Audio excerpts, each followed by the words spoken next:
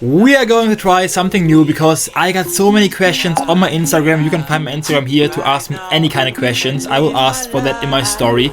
And I thought, why not answer these kind of questions in a monthly Q&A? So let's start with the KiteGoofy Q&A. Let's go. 247 man are active, UK waving, call me the captain.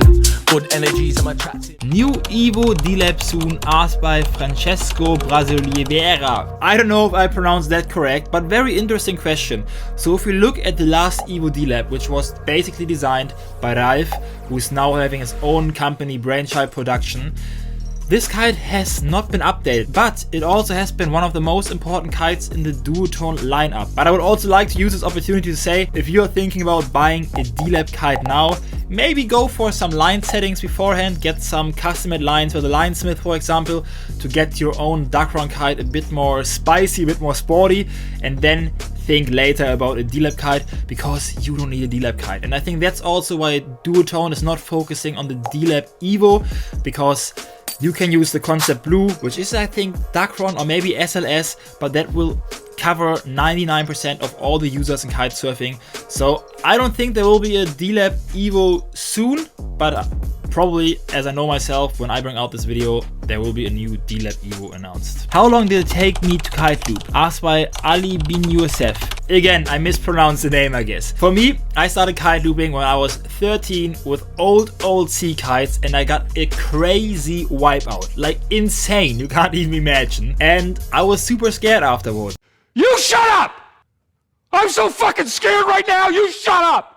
So I was like, nah, I'm not gonna do any kite loops. After a while, when I started doing big air more, I switched from freestyle to big air. I needed to do the down loops, and I realized, okay, with these new kites that are not C-shaped anymore, kite loops are actually not too bad. So at one point, I did my first kite loops, and my big tip for that is, for everyone who is going into kite loops, start on a 3-strut kite. It's way more easy than on a 5-strut. I did my first kite loops again first on an Elevate XS, which is a 5-strut kite, and I smashed myself out completely again because the kite was too slow for the height I was going.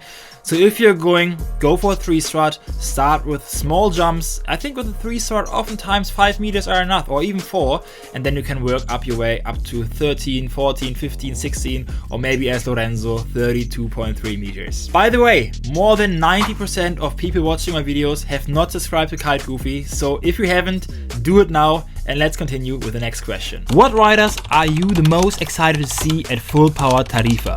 Asked by Brazilian brothers. So I have to talk about Finn Flügel. We have seen him at Winds of Sinai, and he was absolutely sending it. He was going crazy. He was going higher than everyone. He was going more technical than everyone. And I think, I have to say that as a German, he is one of the biggest names that we have in Germany right now, and I really feel that we will see him also after the big air at the full power Tarifa. After we see him at the full power Tarifa, I think he will make his way at the Red Bull at the Red Bull King of the Air this year. Why are the North Pro riders are not using the Orbit Ultra? Asked by Grosso Stefano. I think this question goes to all the kite brands, and there's actually a really easy answer. If we look, for example, at the Formula 1, some drivers are really good in a Red Bull car. Some other drivers are underperforming in the Red Bull car. And the same thing goes with kite brands. Most of the kite brands, they have different categories of kites, but still the pro athletes use different kites when they compete. They're not using the best and highest model in the competition, and that's purely because some riders don't like these crazy yanks, or some riders don't like this super active feeling in the kite, so they step down a category, or maybe go for the basic model, which is still using deck-run, because deck-run kites, they also have a lot of benefits when it comes to doing kite loops or whatever. So what I want to say is, just because a kite is out there, it does not mean that it's the best kite for you or for the athletes. It really depends on what you like, how you like to ride a kite, and again, we don't all need high-performing kites, and so do the athletes also do not need high-performing kites all the time, and also not in competition all the time. So before we come to the last question, here are some words from my favorite cooperation partner, RoofSpace. First, we open the magic box. RoofSpace 10 comes to life. Thumbs up. Take the ladder and walk up the tent. Yep, that's me enjoying the mattress. KiteGoofy is happy. Look at this beauty. And the best thing is, you can close it in just some seconds.